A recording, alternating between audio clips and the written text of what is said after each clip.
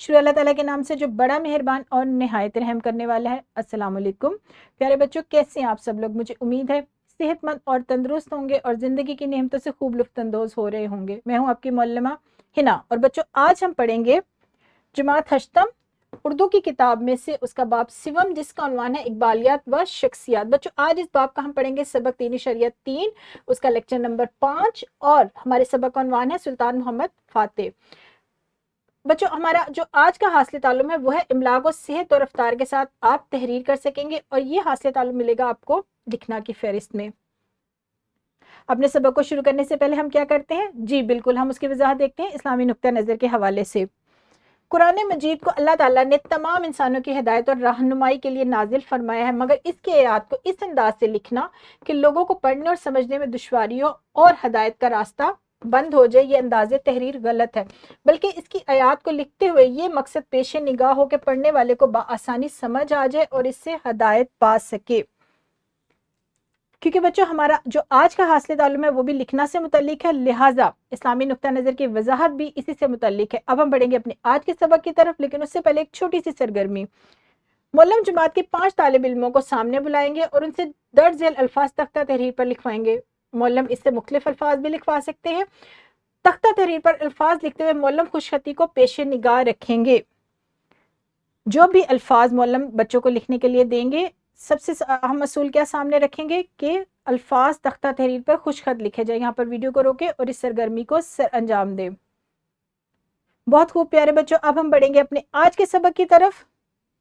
آج کا ہمارا حاصل تعلم ہے صحت اور رفتار سے املا لکھنے کا، لیکن یہ طریقہ بچوں آپ کو باب اول اور دوم کے اسباق میں سکھایا جا چکا ہے، لیکن آج ہم انفرادی اور گروہی سرگرمیوں کے ذریعے املا لکھنے کی مشق کروائیں گے آپ کو۔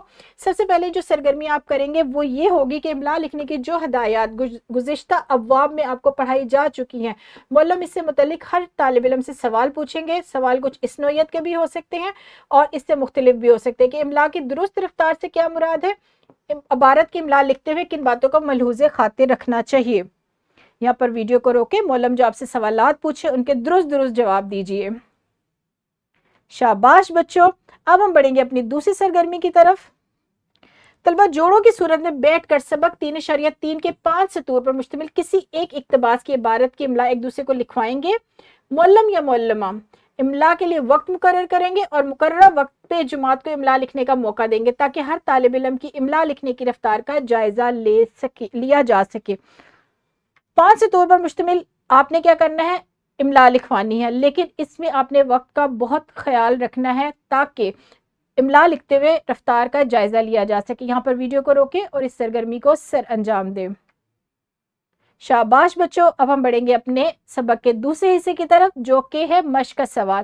آپ نے گھر جانا ہے، گھر جا کے آپ نے یہ والا اقتباس جو آپ کو درسی کتاب کی مشق میں ملے گا یہ لکھ کر لانا ہے، لیکن بچوں آپ نے خیال رکھنا ہے کہ خوش خط آپ کا جو اقتباس ہو وہ خوش خط لکھا ہو اور آپ نے مناسب رفتار سے اس کو لکھ کر لے کر آنا ہے۔ اس کے ساتھ ساتھ بچوں آپ کو ایک ورک شیٹ دی جائے گی۔